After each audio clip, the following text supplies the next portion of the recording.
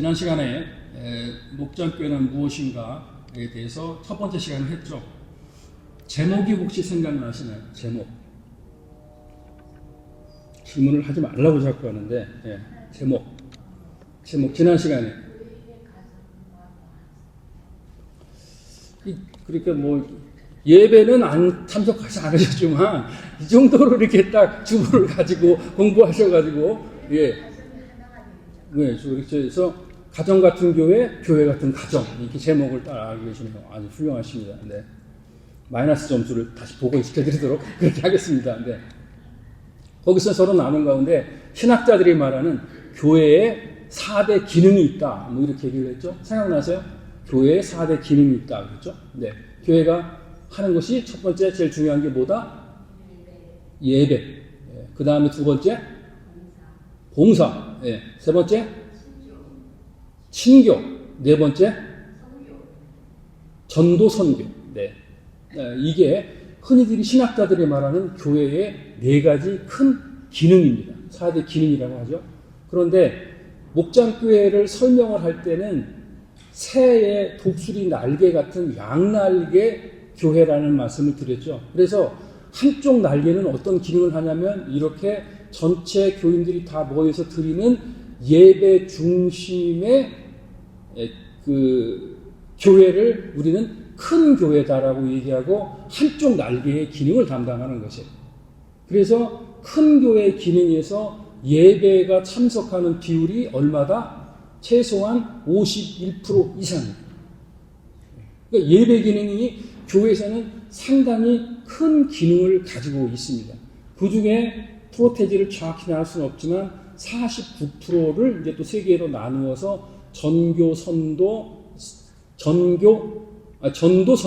발음이 왜 그러죠? 그 다음에 또 하나는 그 봉사, 그 다음에 또 하나는 교제, 이렇게 나눌 수가 있습니다. 여러분들 혹시 그 가수 중에 그 조영남이라고 아세요? 네? 조영남. 그분이 그 연세가 한 45년생 정도 이렇게 되셨죠? 예? 46년생? 그런데 그분이 중간에 그 트리트니 신학교에서 신학 공부하신 거 아세요? 뭐 여러 가지 이제 좋은 평판도 있고 나쁜 평판도 있는데 그분이 그 대학 때 음악을 전공하시고 27, 8살 때 조인한 게 어디냐면은 교회는 물론 다니셨던 성가대를 열심히 하셨던 분이시고요. 그분이 73년도 빌리그리암 전도 집회 때 오케스트라 음악을 담당하셨던 분이에요. 조영남 그분이. 그리고 거기서 너무 많은 은혜를 받다 보니까 거기에서 이렇게 열정적인 어떤 성령의 충만함으로 하나님에 대해서 더 이상 공부하고 싶다 그래서 빌리그리암 목사의 추천서를 받아가지고 시카고에서 공부를 하신 그런 분이에요. 그만큼 우리가 예배 때 충만한 성령의 감동과 은혜를 체험할 수 있는 것이기 때문에 이 전체적인 모이는 양날개 쪽에서 그 예배 기능이 상당히 중요한 기능을 가지고 있습니다.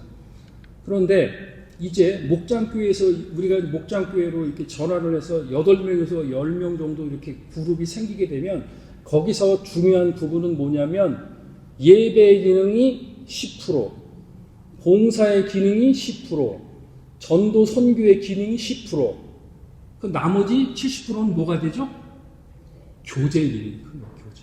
그러니까 옛날에는 모이면 성경 공부를 하고 구경 예배를 드리는 것으로 상당히 비중을 많이 차지해서 성경을 읽고 성경을 해석하고 또 누군가가 거기서 또 이렇게 설교를 하고 아니면 담임 목사가 주일날 한 설교를 리뷰하고 이런 거를 했는데 목장교회에서 갖는 중요한 의미는 뭐냐면 교제하고 나눔의 시간을 갖는 것이다라는 것이죠.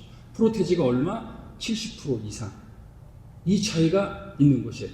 그렇다면 이제 우리가 그러면 왜 이 타이밍에 목장교회로 왜 전환이 필요한가라고 하는 것이고 이동훈 목사님이 지구촌교회에서 사역하실 때는 목장이 2,800개였습니다. 2,800개 목장 수가. 그런데 이게 이제 목장교회가 가능하고 전체적으로 이름을 좀 달리하지만 그렇게 갈 수밖에 없었던 요인이 뭐냐면 이제 여러 형태의 가정들의 모습이 이제 전통적인 가정에서 포스트 모더니즘 시대의 해체가 일어나면서 전통적인 가정의 모습이 변화하기 시작한 거예요.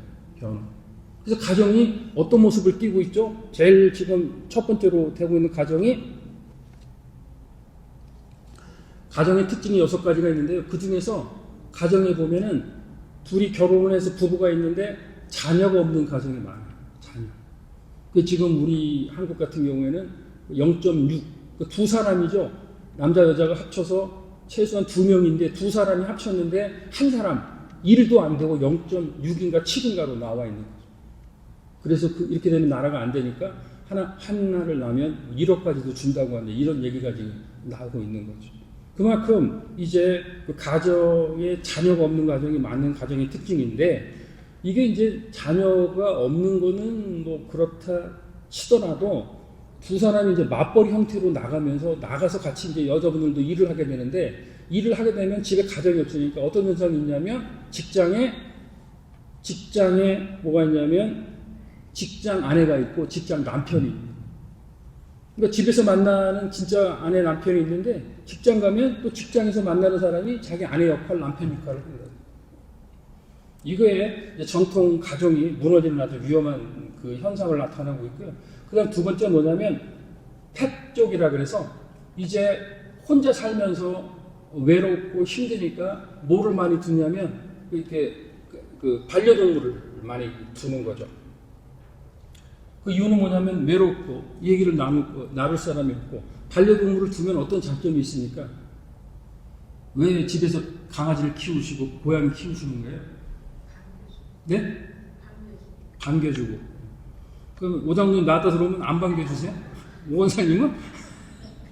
한두 번은 반겨줘요, 사람들은. 세 번째 들어오면 왔는지 뭐 신경을 안 쓰시죠? 송 원사님? 그런데 이 얘들은 10번 나갔다 10번 다 들어오면 다 이렇게 반갑게 해주잖아요. 그런데 사람의 심리 중에서는 같이 지나면 관계성이 있는데 나중에 어떻게 될까 불안한 마음을 심리적으로 갖고 있다 그래요. 그런데 이 펫은 나중까지 염려할 건 없는 거예요. 그러니까 이게 펫을 가르는 가정이 많아지고 그 다음에 이제 조선족이라고 조손족 들어보셨나요? 조손족. 조선족이 아니라 조손족.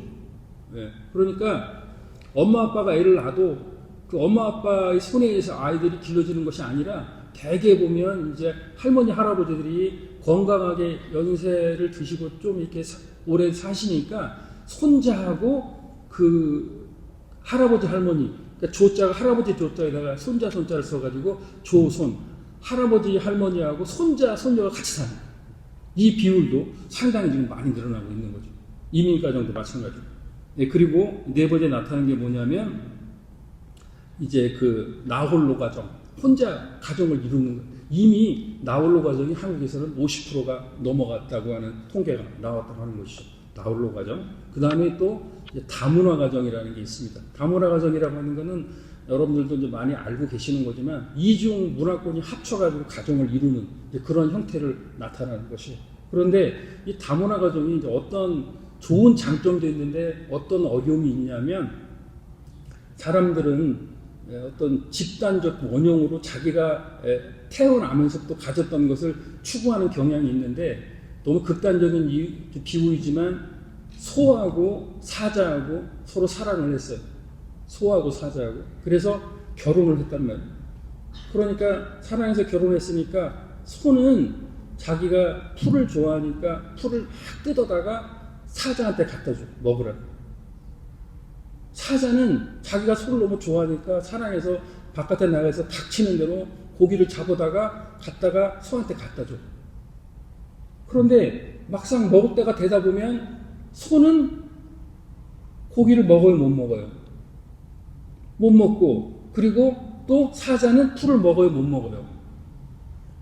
이런 문화적 이질감이 생기면서 자기가 추구하는 집단 원형으로 가까이 되니까 이 가정에 어떻다? 어려움이 생기고 살긴 살아도 뭔가가 갈급해지는 이제 그런 요소가 있게 된다고 하죠. 이게 뭐냐? 결국은 이제 다문화 가정이라고 하는 것이고 그 다음에 이제 이민가정. 이민자들을 정의할 때 어떤 이제 논문에 보면 이민자는 무엇이고 피난민, 난민 요즘에 선교라고 하는 부분이 전쟁도 많이 나니까 난민의 개념을 잡아서 이렇게 선교의 쪽으로 접근을 하는데요. 이민자하고 피난민하고 차이가 뭐냐? 여기에 대한 논문도 있어요. 그리고 어떤 사회학자들은 이민자를 상대로 해가지고 어떤 정의를 내렸냐면 이민자는 그 나라에 있어도 그만이고 없어도 그만인 사람들의 집단이다. 이렇게 표현한 것도 있어요. 여러분들은 동의하시기가 좀 어려울 거예요. 저도 마찬가지고요. 있어도 그만 없어도 그만. 그런데 한국 같은 상황에서는 지금 이주 노동자들이 80만, 불법 체류자 40만에서 120만 명이 일을 하면서 이제 돈을 벌고 있고, 그것을 우리 쪽으로 되돌려 본다면 디아스포라로 해서 전 세계에 흩어져 있는 한국 사람들이 700만 이렇게 지금 됩니다. 왜 이런 말씀을 드리냐면 결국에는 이제는 우리가 가족이라고 하는 전통 개념이 많이 없어지고 새로운 가족 형태가 이루어져 있으면서 결국에는 그 기능을 대신할 것이 뭐냐면 목장 교회라고 하는 부분으로 이제 연결이 될 수밖에 없는 사회적 현상을 살고 있다. 왜? 먹고 사는 문제는 해결이 됐는데 외로움과 소속되고 싶은 생각에 대한 것을 떨쳐버릴 수가 없다고 하는 부분. 그러면 이제 저희들이 이제 중요하게 항상 이제 어떤 교회에 대해서 서로 얘기를 나누고 정의를 가지고 어떤 이제 확실한 방향을 잡을 때는 왜 그것이 성경적으로 필요한 부분이고 왜 성경적으로 그렇게 해야 되는가라고 하는 어떤 이제 지도적 원리가 이제 필요한 것이죠. 그러기 위해서 결국에는 우리가 이제 마태복음 16장 18절 말씀 한번 천천히 읽어보겠습니다. 마태복음 16장 18절 말씀 읽습니다. 시작. 또 내가 이르기를 너는 베드로라 내가 이 반석 위에 내 교회를 세우리니 음부의 권세가 이기지 못하리라. 아멘. 예수님께서 공생애를 하시고 3년 동안 제자를 이렇게 데리고 다니면서 예수님의 마지막 사역을 앞두고 어떻게 보면 기말시험을 보신 거죠. 얘를 졸업시켜도 되나 안 되는가라고 이제 기말시험을 보는 가운데 예수님께서 베드로에게 질문을 합니다. 대체 나는 너희들에게 무엇이냐라고 하는 것이죠. 그러니까 여러분들에게 예수 그리스도는 무엇입니까? 그리고 남가도 지구촌교회든 목장교회든 이 마태복음 16장 18절의 말씀이 아주 중요한 이유가 무엇이냐면 이 반석 위에 내 교회를 세운다. 누가 하신 말씀이에요? 이 반석이라고 하는 것이 뭡니까? 여기서 예수님께서 이 반석 위에 교회를 세우리니 음부의 권세가 미치지 못한다라고 말씀하셨는데 예수님이 말씀하신 이 반석이라고 하는 것은 뭘 뜻하는 것 같으세요?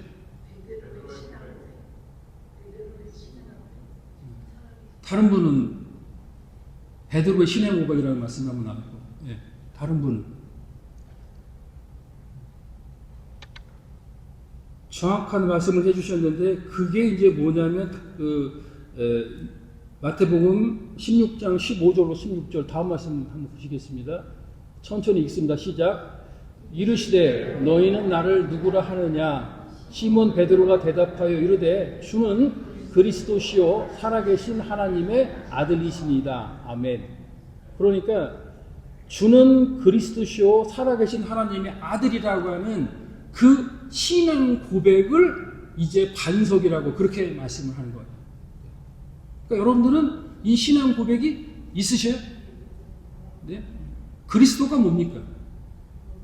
네? 그리스도는 여러분에게 지금 말씀 다시 읽습니다. 여러분이 생각하는 그리스도는 뭐예요? 백전에 나눠주고 그리스도에 대해서 쓰시오. 그리스도. 그리스도는 기름 부음을 받은 자, 기름 부음을 받은 자는 구약 시대에 누가 있죠? 세 사람이 있죠. 왕, 제사장, 또 한 사람 선지자. 요 사람들이 기름 부음을 받는 거죠. 왕은 전체적으로 행정 통치를 하는 사람이고, 그리고 선지자는 어떤 일을 하죠? 예수 그리스도의 진리의 말씀을 선포하는 자고, 그 다음에 제사장은 어떤 일을 하죠? 하나님과 인간 사이를 연결하는 중재자 역할을 하는 것이 제사장이죠. 그 사람들에게 기름을 부는 거예요. 어노인티드, 그리스도. 그것의 세 기능을 하나로 합치신 유일한 분이 누구시냐? 그분이 누구세요? 그분이 바로 예수 그리스도십니다. 그러니까 결국에는 여기서 얘기하는 이제 이 반석이라고 하는 것은 그 고백을 한 그것을 우리는 복음적인 신앙 고백이다라고 하는 것이고, 그 복음적인 신앙 고백 위에서 이제 우리들의 교회, 나의 교회, 목사의 교회, 여러분들의 교회가 아니라 내 교회인 예수 그리스도의 교회를 세운다고 하는 것이죠. 그럼 여기서 교회라고 하는 것은 뭐냐? 에클레시아라고 해서 그 보내심을 받은 자들이라고 하는 개인이 될 수도 있고, 그것이 모임이 될 수도 있는 것이죠. 그렇기 때문에 우리가 이 반석 위에 내 교회를 세우리니 했을 때 우리가 생각하는 개념으로는 여러 사람이 모여서 이런 빌딩 같은 교회를 만드는 것이다라고 생각을 하는데, 그 원어적인 것을 잘 설명하고 해석을 해보면 내 교회를 세운다고 했을 때 세운다고 하는 그 의미는 뭐냐면, 복음적인 신앙 고백을 한 그 사람을 예수 그리스도의 제자로 세운다고 하는 것이에요. 제자. 그것을 이제 교회가 커지고 대형화되고 그런 기능이 없어져 버리면 이제 그런 분들을 뭐라 그러냐면, 주일날 이렇게 와서 긴 의자를 따뜻하게 데펴가지고 벤치 워머 역할로만 하고 그냥 나는 주일날 예배 드렸어 끝하고 그냥 세상 속으로 나가버리는, 그러다 보면 결국에는 이 복음적인 신앙 고백과 그리고 세상 속에서 나가서 그리스도의 삶을 살아서 세워지는 역할로의 기능이 안 돼버린다고 하는 것이죠. 그것을 이제 지구촌교회에서는 목장교회라고 하는 것으로 해서 여러분을 세상 속에 그 복음주의적 신앙 고백을 바탕으로 세상 속에 파송을 하는 거예요. 그러니까 이제 여러분들은 이렇게 주일날 예배 드려서 예배가 끝나고 교제를 마치고 세상 속으로 나가는 때가 뭐냐면, 그때 예배를 끝나고 가는 게 아니라 그때부터 다시 예배를 시작하러 나가는 거예요. 어디로? 세상 속으로. 그리고 여러분들은 거기에 나가 있는 파송받은 하나님의 준비되고 훈련된 제자 역할을 감당하시는 거예요.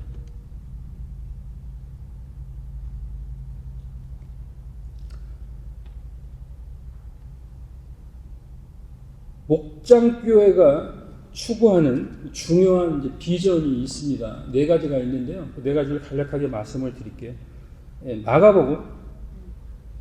마가복음 다음 장 보실까요? 마가복음 3장 35절 말씀 다 같이 읽습니다. 시작. 누구든지 하나님의 뜻대로 행하는 자가 내 형제요 자매요 어머니니라. 아멘.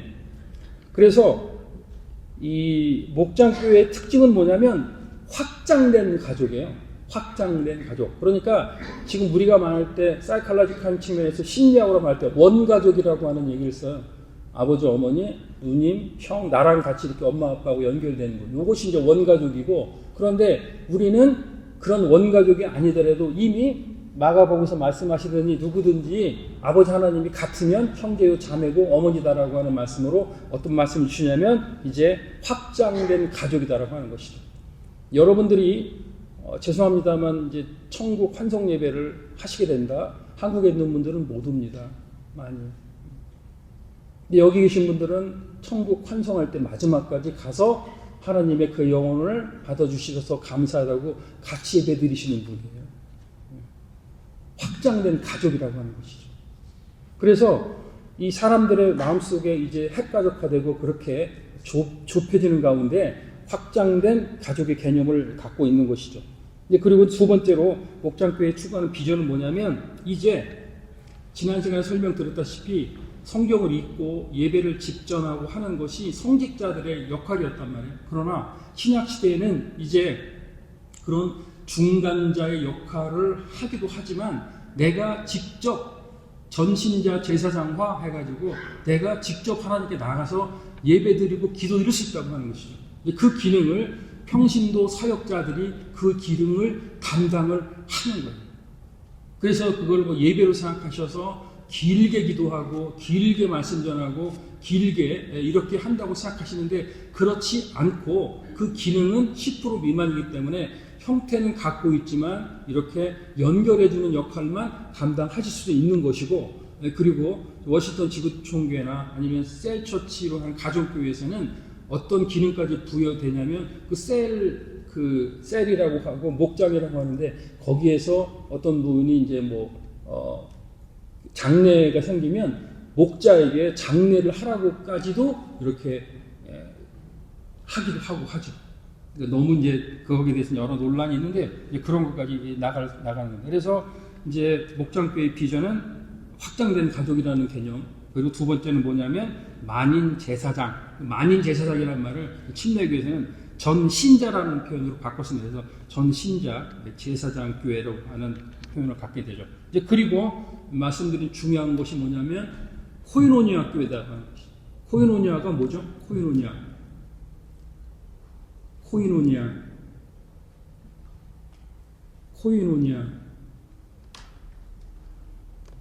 교제라고 하는 거죠. 교제. 예. 나눔. 그것을 갖다 이제 코이노니아라고 하는데 그 코이노니아 교회라고 하는 거죠. 그러니까 목장교회에서는 70%를 차지하는 게 바로 이 코이노니아 교제입니다. 교제이고 이게 이제 오늘 이제 본문의 말씀에 보면은 보실까요? 그 다음에 보면은 그 빌레몬서 5절부터 한번 읽죠. 천천히 시작. 주 예수의 및 모든 성도에 대한 사랑과 믿음이 있음이 들음이니 6절. 이로써 믿음의 교제가 우리 가운데 있는 선을 알게 하고 그리스도께 이르도록 역사하느니라. 아멘.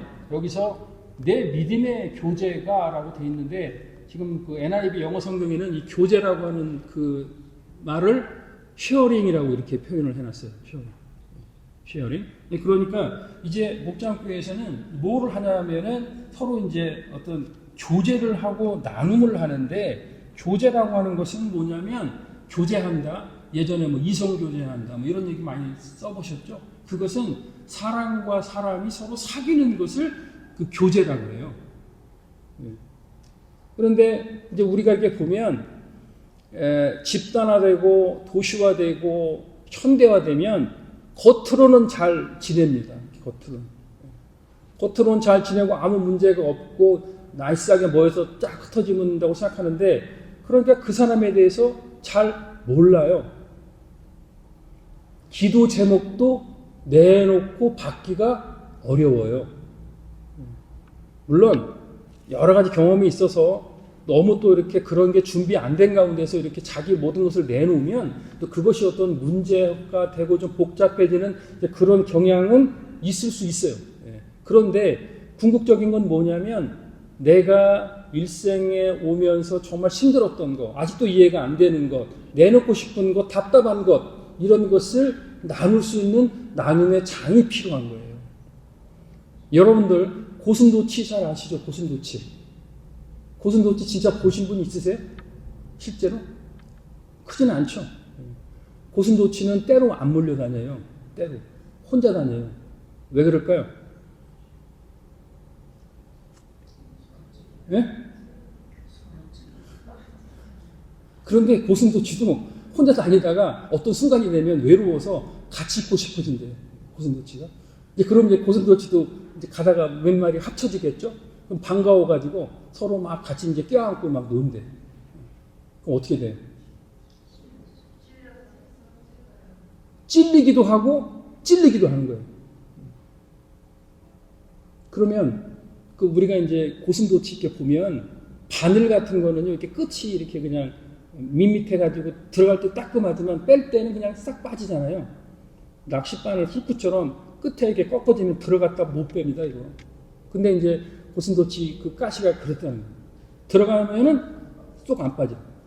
엄청난 상처가 나오는 거죠. 그래서 코이노니아 같은 경우는 이게 이제 여러 이제 신학사들이 얘기하는 게 뭐냐면 크리스찬의 교제가 마치 고슴도치와 같다라는 얘기를 쓰는 이유가 거기 있는데, 그러나 혼자서는 살 수가 없어요. 그렇기 때문에 만나 관계를 맺어. 그런데 나는 뭐 그러면 다른 사람한테 그 가시를 안 치려느냐, 그게 아니야. 나는 전혀 그런 게 없어. 나는 그런 의도도 없고 나는 그런 사람도 아니야. 그런데 그냥 한마디 한 게 다른 사람에게는 비수가 돼가지고, 여기서 나온 얘기가 이 가슴 속으로 해서 여기서 30cm도 안 되잖아요. 이게 풀어지는데 평생 걸리는 사람들도 있는 거예요. 평생 걸려요. 평생 30cm도 안 되는 거리가. 그래서 이 교제를 그런 측면에서 상처를 주고받는 것을 하는데, 첫 번째 건 뭐냐면, 여기 이제 AA 안티 알코올 그룹도 모여서 이렇게 그 모임을 갖는데요. 내가 죄인이다. 내가 잘못했다. 내가 알코올 중독돼 있다라고 하는 시인을 먼저 하고 고백을 하는 겁니다. 그 고백을 목장이라고 하는 8명, 10명 모인 데서 하는 것이지만, 그 고백을 누가 듣고 계실까요? 내가 복음적 신앙 고백을 한 예수 그리스도가 듣고 계십니다. 거기에서 치유가 일어나고, 거기에서 눈물이 일어나고, 그리고 거기에 대해서 창피하고 완전히 테니스 공처럼 땅바닥에 딱 떨어져야 되는 거예요. 내가 적당하게 그냥 이렇게 공중에서 배드민턴처럼 왔다 갔다 하면서 그 하늘을 날아다니는 기분하고, 정말 테니스를 칠 때 그 공이 땅을 완전히 한번 때려서 맞고 난 다음에 스핀 먹어서 팍 올라오는 거거든요. 그게 어디냐? 목장교회에서 그 일을 가능하게 한다. 그것이 뭐냐? 바로 이제 코이노니아 교회라고 하는 것이죠. 사도행전 2장 46절 말씀이 있는데 시간이 많이 되는데, 그리고 이제 마지막 네 번째로 하는 게 뭐냐면 바로 전도 선교적 지향을 하는 교회 역할을 감당한다. 이런 것을 우리가 목장교회에서 하는 것이고, 말씀드린 대로 지구촌 교회는 전도의 역량을 강화시키는 걸 주일날 하는 것이고, 그리고 이제 전문 선교사와 그것을 공부한 분이 오셔서 선교를 어떤 방향으로 어떻게 하는 것이고, 우리의 삶 속에 어떤 선교가 적용되는지 하는 것을 지속적으로 공부를 하고 교육을 하도록 그렇게 하고 있는 것입니다. 정리하도록 하겠습니다. 그러면 오늘이 이제 목장교회 전환을 하면서 사람을 세우는 교회라고 이렇게 제목을 붙였습니다. 사람을 세우는 교회. 지금 여러분들 30명 정도 되는데 15개 팀이 있어요. 왜 그럴까요? 옛날에 그 북한군이 쓰던 4대 군사노선 해가지고 전 인민의 무장화, 전군의 간부화 막 이런 얘기 들어보셨죠? 여러분들의 은사와 특성대로 여러분들을 세우는 겁니다. 제가 할 수 있는 일은 없고요. 제가 할 수 있더라도 여러분들이 하실 수 있도록 하는 게 또 제 미션이고 저의 자리예요. 그게 뭐냐? 저는 여러분들을 세워드리는 겁니다. 누구 앞에서? 복음적 신앙 고백이 있는 반석 위에 여러분들을 다시 한번 세우시는 거예요. 그게 중요한 요인이고, 그리고 이제 말씀을 정리하면서 빌레몬서가 주는 중요한 교훈은 뭐냐면, 내용을 설명드렸죠. 이게 이제 빌레몬 집에서 일하고 있는 이제 그 종 오네시모가 재산과 여러 가지 것을 뭐 이렇게 축을 내고 도망을 갔다. 그래서 이제 로마에서 뭘 했는지 아주 목에 갇힌 바울을 만났다. 그러면서 복음을 받아들였고, 이제 한 형제가 됐으니까 다시 옛날 아마도 골로새에 있는 그 것으로 추정을 하는데, 골로새 교회에 있는 빌레몬에게 이제 오네시모를 보내면서, 야, 빌레몬아, 오네시모 잘 봐줘. 그러면서 이제 그 부탁을 하는데, 그 부탁의 말씀이 어디 있냐면 이제 1장 18절의 말씀이 있습니다. 다음 한번 보시겠습니다. 네. 빌레몬서 1장 18절 말씀. 네, 읽습니다. 시작. 그가 만일 내게 불의하였거나 내게 빚진 것이 있으면 그것을 내 앞으로 계산하라. 아멘. 궁극적인 것은 뭐냐면, 바울이 빌레몬에게 용서해 줘라. 돈이 만약에 돈 훔쳐가고 썼으면 그 돈은 내 앞으로 계산해라 라고 누가 얘기한 겁니까? 바울이 얘기한 겁니다. 바울은 이 계산법을 누구한테 배웠을까요? 예? 바울은 이것을 누구한테 배웠을까요? 이 계산법을.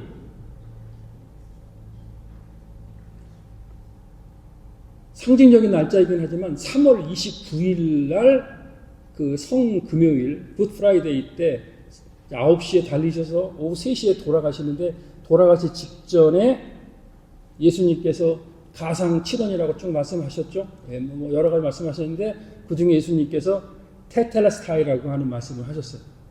이게 뭐죠?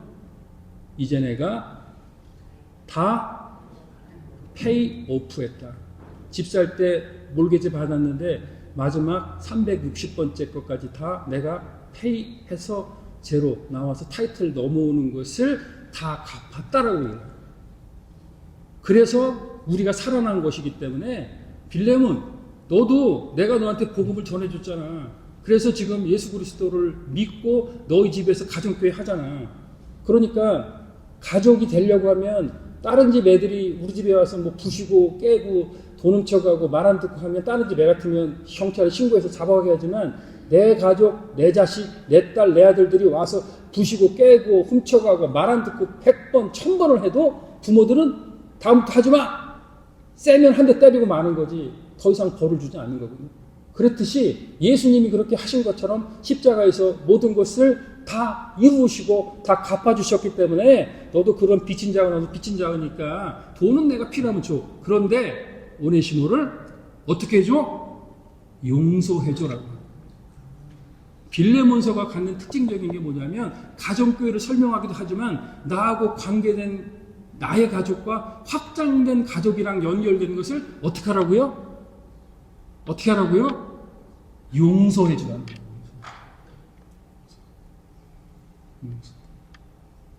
그래서 이제부터 제 이름은 곽재필이 아니라 곽용서가 돼요. 곽용서. 오장로님은 오용서가 돼요. 차집사님은 최용서가 돼요. 송용서, 나용서. 이것을 말씀하는 것이고, 이제 그리고 이제 우리가 그것을 실천적으로 하기 위해서 이제 결론적으로 나온 게 뭐냐면 마태복음 13장 14절의 말씀입니다. 마지막 부분이죠. 네, 다 같이 한번 읽습니다. 시작. 천국은 마치 밭에 감춰진 보화 같으니 사람이 이를 발견하고 숨겨두고 기뻐하며 돌아가서 자기의 소유를 다 팔아 그 밭을 사느니라. 여러분이 갖고 계신 천국은 어떤 것입니까? 여러분들이 천국을 발견하셨다면 여러분들이 갖고 있는 소유를 다 팔아서 그 밭을 사시겠습니까? 가능합니까? 불가능한 얘기를 왜 자꾸 또 확인하고 하는 것처럼 말씀을 하실까? 예. 밭은 뭐 그렇다고 쳐. 왜냐면 그 밭에 분명히 이렇게 보화가 있어요. 내가 재산을 다 해도 적어도 큰 남는 돈이야. 재산이 돼. 그래서 그 밭을 샀는데, 그 주인이 그 밭에 있는 보물을 다 캐가면 어떻게 돼? 좀 걱정할 수 있잖아요. 그래서 마태복음 13장 그 바로 다음 절에 나온 게 뭐냐면, 그런 사람이 있을까봐 성경은 얘기합니다. 그러면 진주를 사라, 진주. 그 근동지방의 진주라고 하는 것은 뭐냐면 아주 초귀한 그 보석이 되겠죠. 그걸 사라라고 얘기를 합니다. 그만큼 네가 가진 걸 다 투자하고 해서더라도 살 수 있는 가치가 뭐냐? 그게 바로 천국인데, 천국이 있는 것은 복음적 신앙 고백 위에 있는 예수 그리스도가 주관하는 곳이 바로 천국이라고 합니다. 그것을 이제 여러분들 목장교회를 통해서 교회가 예전처럼 전도합니다, 뭐합니다 하면 교회에 올 수 있는 부분에 한계가 있기 때문에 이제 그것을 세분화하고 분할하고 여러분들이 가진 보화를 지역사회에 쓰고 전도를 위해 쓰시고 봉사하고 헌신하고 함으로 한 천하보다 더 귀한 한 영혼을 예수 그리스도께 돌아오게 하는 그 역할을 하는 핵심적인 요소가 뭐냐? 그게 바로 목장교회입니다.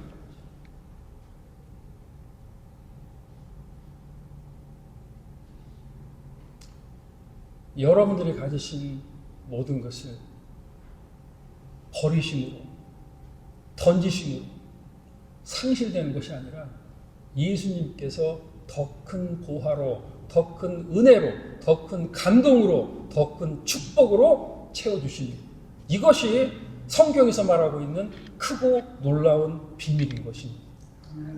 그 일에 헌신하는 남가주 지구촌교회, 그 일에 헌신 봉사하는 남가주 지구촌교회 목장교회, 그리고 여러분들이 되시기를 주님의 이름으로 축원드리겠습니다. 기도하겠습니다.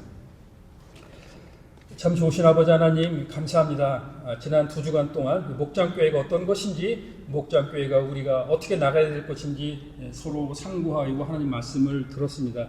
이제 저희들 마음속에 가지고 있는 모든 어려운 것, 또 그리고 힘들었던 용서를 할 수 있도록 아버지 용서의 영을 저희들에게 허락하여 주셔서 용서케 하여 주시옵시고, 그리고 지역사회를 예수 그리스도를 믿는 복음적 신앙 기반 위에 실천할 수 있고, 그들에게 예수 그리스도의 복음을 전할 수 있는 가정을 오픈해서 목장교회가 될 수 있도록 헌신하고 나가자 하오니, 아버지 그 일을 감당할 수 있는 능력과 힘과 모든 여건과 환경을 허락하여 주셔서 주님이 기뻐하시는 목장교회 될 수 있도록 두 손 들어 축복하여 주시옵소서. 감사드리고 살아 역사하시는 우리 주 예수 그리스도의 이름으로 감사하며 기도드리옵나이다. 아멘.